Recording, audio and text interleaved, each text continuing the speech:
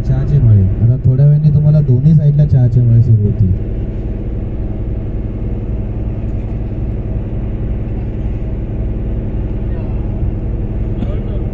तुम्ही बघत असाल एकदम एकसारखे आहेत सगळी चहाची झाडं. या झाडांचं आयुष्य कमीत कमी 100 ते 150 वर्ष असतं. एकदा तुमचं झाड जसं द्यायला आपल्याला हे पानं द्यायला हे सगळे कटिंग झालेले आहेत. वरती तुम्हाला लाईट ग्रीन कलरची पानं दिसतात, पण त्याच्यावर आहेत ना एकदम डार्क हिरवी जर पानं दिसली तर ती फ्रेशवाली आताची जी लेटेस्ट आलेली पानं आहेत ती असतात. ती वरची एकदम हिरवी पानं असतात ती ग्रीन टीला यूज करतात.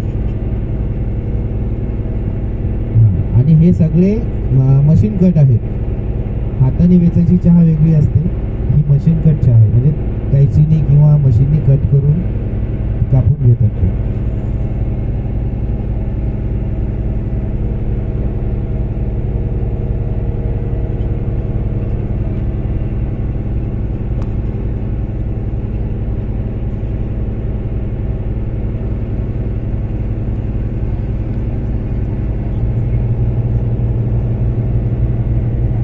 इकडची शेती म्हणजे चहा आणि चहाची झाडं इथे का जास्त आहे, इकडे पाऊस खूप जास्त होतो.